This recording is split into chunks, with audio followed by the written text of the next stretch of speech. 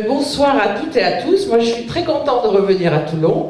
Je me souviens des réunions au moment des européennes, où on essayait de dire la sauvegarde de notre planète, de notre système économique, de notre système écologique, etc. C'est très important à défendre. Et puis, vous regardez les programmes de nos candidats, et l'écologie a disparu.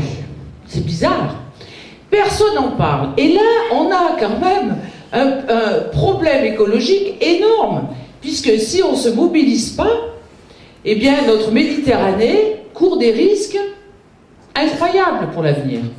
On l'a vu tout à l'heure, c'est une zone sismique, et puis on voit que c'est quand même un projet d'une opacité terrible.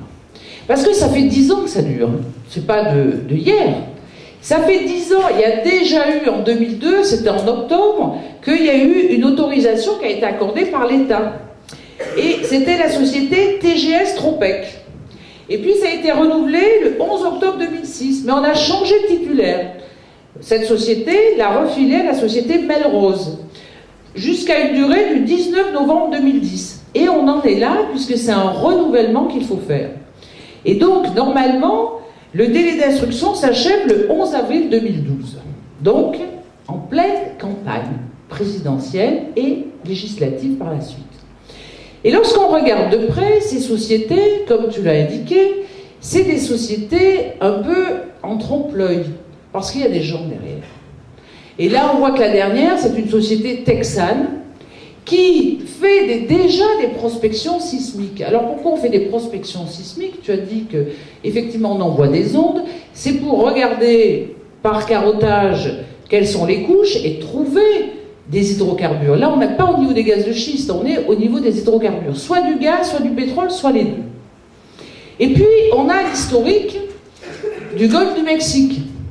Et moi-même, comme je suis à la commission ITRE, c'est-à-dire Industrie, Recherche et Énergie, on a auditionné tous ces pétroliers et on s'aperçoit qu'à ces grandes profondeurs, mais même à des profondeurs moindres, on ne gère pas tous les risques.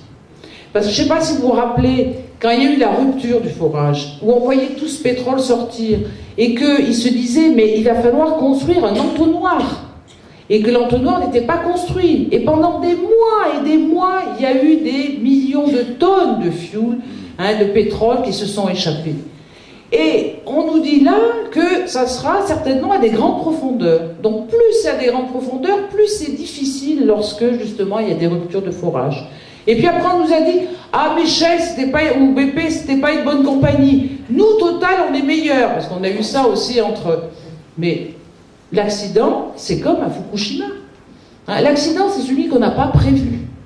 Et si nous on continue dans ce système-là, eh bien, on pourra avoir un accident au niveau de la mer Méditerranée et qu'on ne nous parle pas de l'emploi.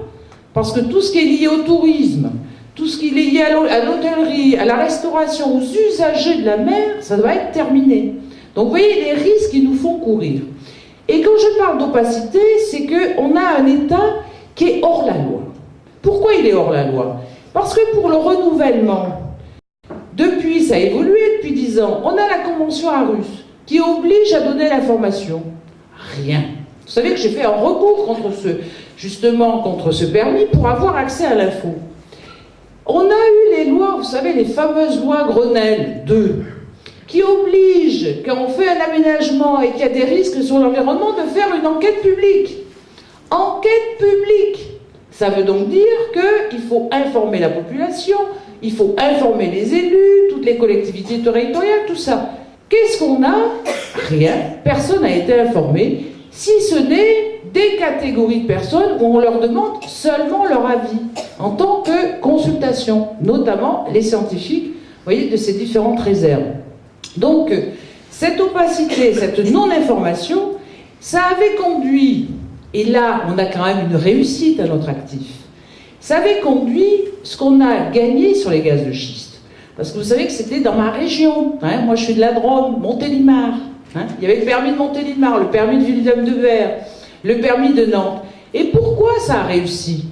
Parce que les gens, parce qu'il y a eu la même désinformation, l'opacité la plus totale, les élus comme l'élu de Villeneuve-de-Berg, ils n'étaient même pas au courant qu'on allait faire des forages dans sa commune.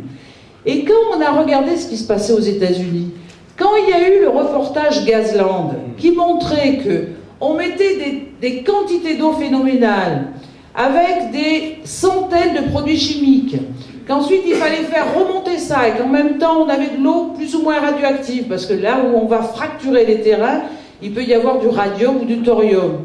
Et qu'en plus, ça allait polluer les nappes phréatiques qui étaient beaucoup plus superficielles. Et vous avez cette fameuse image où les gens ouvraient le robinet, mettaient le briquet, ça s'enflammait. Ah, les gens ont dit, pas ça chez nous. Et il y avait GDF Suez, notamment à Villeneuve-de-Berg, qui disait, mais vous allez avoir du gaz. L'indépendance énergétique de la France.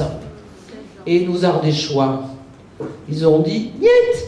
Nous, on se bagarre sur notre patrimoine. Et là, la mer Méditerranée, c'est notre patrimoine. On veut sauvegarder notre patrimoine, on veut sauvegarder notre eau. On ne veut pas qu'elle soit polluée comme ce qui s'est passé aux États-Unis. Et donc, nous, on dit niet. On dit non, no passaran, comme ils ont dit, on n'en veut pas de votre gaz. Et il y a eu des milliers de personnes dans chaque village. Ben, c'est ce qu'il faut obtenir par rapport à ces forages en Méditerranée.